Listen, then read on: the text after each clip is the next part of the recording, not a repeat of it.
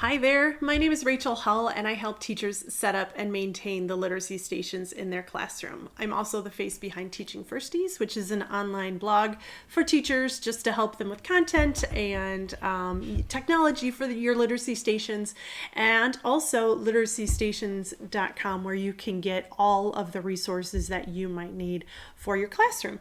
And today is the third of 5 videos. It's a series all about planning and implementing your literacy stations. So I'm excited you're here. I will link to all of them in the comments. I've made 2 already, and those will be linked if you're watching this today. Otherwise, if you're catching this after I've made all 5 links will be there.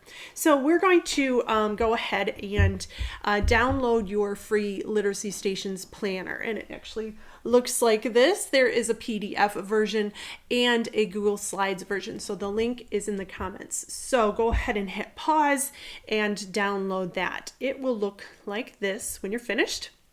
We're going to use the Google Doc today. So we did student groups and station planning. We are going to start on station content. So I'm going to click on that and go to that slide.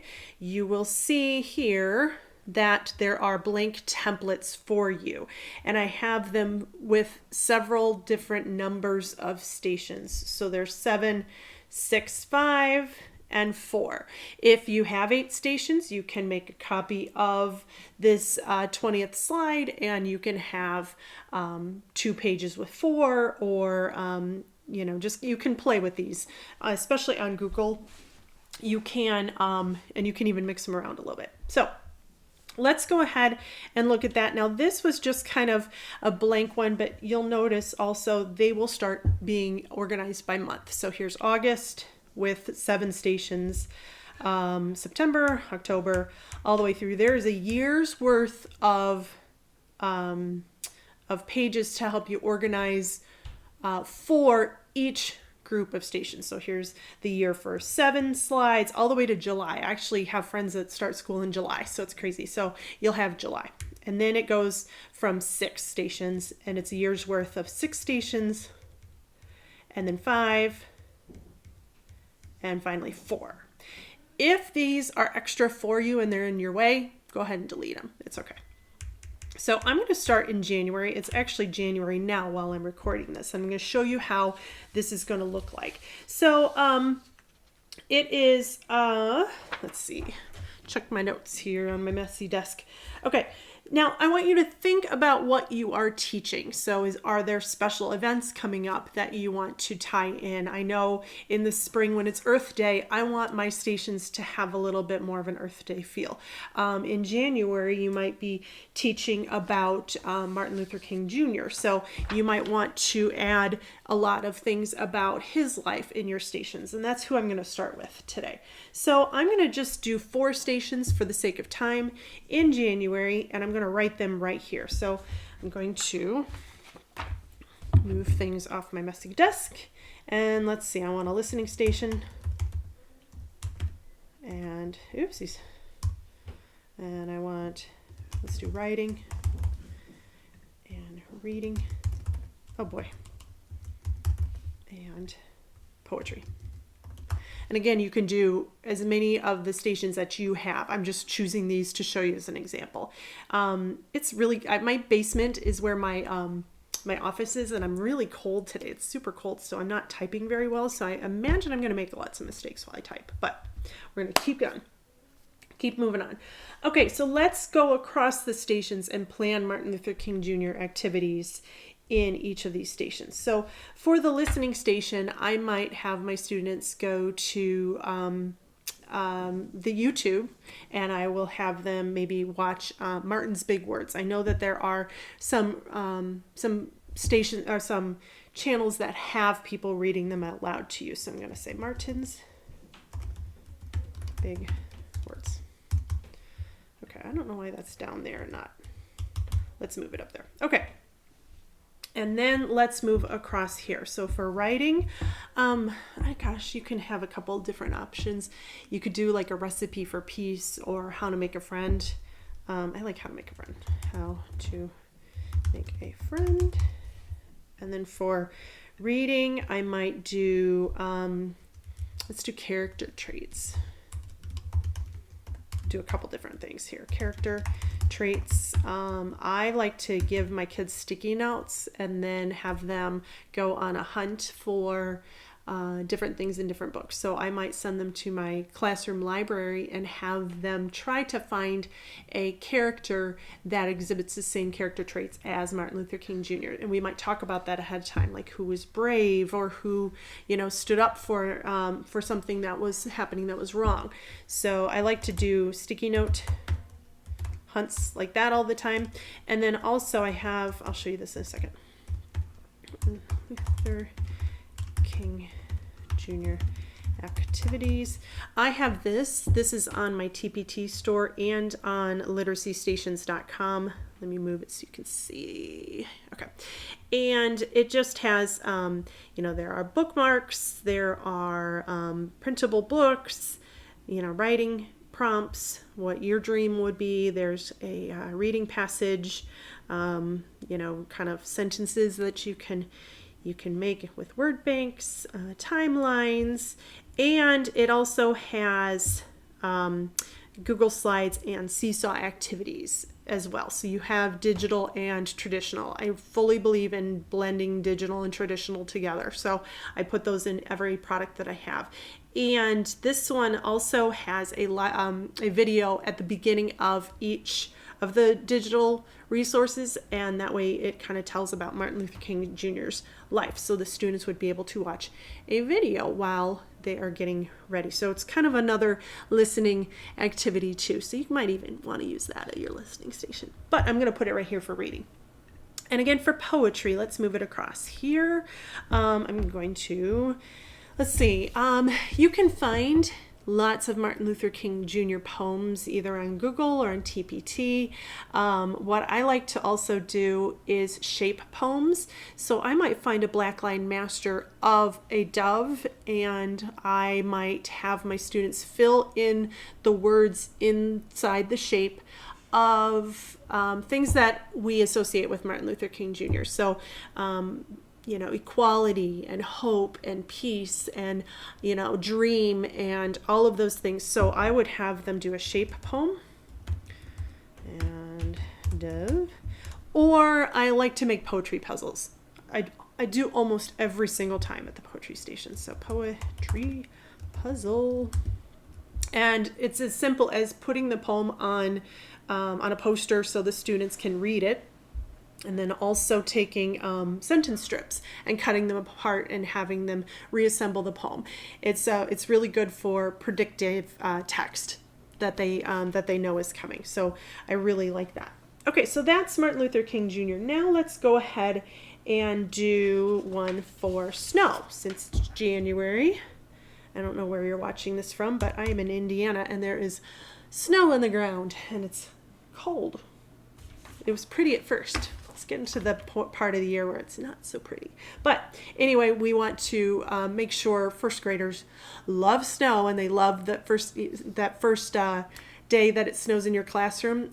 I'll never forget, it was a really tough observation that was happening in my classroom. My principal came to observe and it was a big deal. It was kind of back in the day when I was still really nervous about those, because now I'm like, it's fine, so used to it. But it started snowing that day, and I swear every kid got up and ran to the window. So it was like, okay, it's snowing. So anyway, let's celebrate the snow in your students' classroom. You may not like it, but your students do. So let's go ahead and I'm going to go down a little bit here. Let's do snowmen at night. So that one is a good one. Snowmen at night.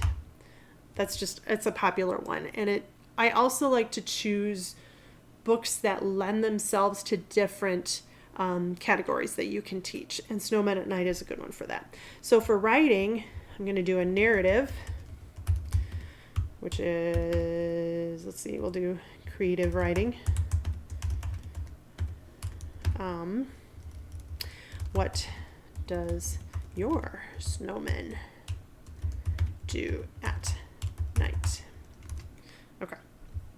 And then let's go over to reading. Now this is where I am going to try to find some science books. We're going to incorporate science into our reading comprehension station, and we're going to do states of matter. So, oops, my fingers are really cold. I told you it's hard to type. States of matter. Okay. And that way you can talk about what happens to ice when it melts, or what happens to snow when it melts, and what happens to water when it freezes. And so that way, in this case, your solid gets warm and turns into a liquid, so they can study states of matter. And then over here, I'm also going to do a poetry puzzle. I'm going to find a snowman poetry puzzle, and I'm going to do that just like we did with Martin Luther King Jr. I'm going to cut those pieces apart and have my students reassemble it. So these 2 weeks that we planned were seasonal, but let's also plan for your literacy skills and your strategies and your curriculum. That way, if you'd rather plan your lessons and your stations around your curriculum, I'm going to show you how to do that. Now let's just go, I'm going to go to one more page. I'm going to skip down to February. You may not find that your stations will continue to have the theme across the board, and that's okay. So fill in the ones that aren't going to. For example, if I do spelling, and then I'm just going to keep the other ones the same. So this was writing and reading and poetry again. Okay. Now, I know that my spelling skill for the next week was R-controlled vowels. So, okay. And then for writing, I know that I'm going to do like a big persuasive writing unit coming up. So I'm going to want persuasive writing. And I might say, if I have a theme or a prompt, I'll write it here like, which is better, grilled cheese or hot dogs? Tell me why. It's grilled cheese. Okay. And then for reading, let's say I'm doing main idea, and so I want to make sure that I'm going to do some main idea work at my stations. And again, I'm going to use either sticky notes or maybe a bookmark, and they're going to find the main idea in their favorite library store, the favorite books at your classroom library. And same thing with the poem. I really try to teach my students that the poetry station is more than just rhyming. There's fluency, but there's also comprehension in poems. You can get a lot of good value out of a poem. So I'm going to have them write or draw the main idea of a poem. Okay, so in just this few short moments, we think we've been going for 13 minutes, and that's a lot of me just yapping too. So in just a few short minutes, you've already planned 3 weeks of your content. And so, you've got 3 weeks full of literacy stations, and you're going to have them different enough for your students, but also have the same kind of activity where you don't have to retrain them. So I really like doing this way and mapping it out, because you can see how you can mix things up to prevent boredom, but then also you can make sure that if you're going to introduce something new, maybe I would only choose one of these. And so if I've never done sticky notes before, I might make sure that my poetry, my writing, and my spelling activities are all the same, and my students know how to do that. So I just need to retrain them on that. And the best part is you're going to have these stations for future years. So think about how easy it's going to be next year when all you have to do is pull out your literacy stations planner and recycle your plans. Now, it's easy to swap out your stations too. If let's say your schedule got thrown off and you need to swap something out, it's super easy to move things around. But for the most part, you've mapped out your entire time. I'm a batch worker kind of girl. I like to plan about 3 weeks ahead of time. So once I'm kind of in the zone of creating my literacy station plans, I usually end up going 3 weeks in a row. And once I started doing that, I could see how they would blend together and how one week of stations could then move to the next one, how they could grow onto each other. So that just helped me plan. And then once I got a year's worth in my literacy stations planner, all I had to do was pull it up and I could instantly see what I needed to do. So it was just very helpful in the long run, especially since you do the work on year 1 and then on year 2 the work is done for you. So it's all about working smarter and not harder. So I hope this was helpful.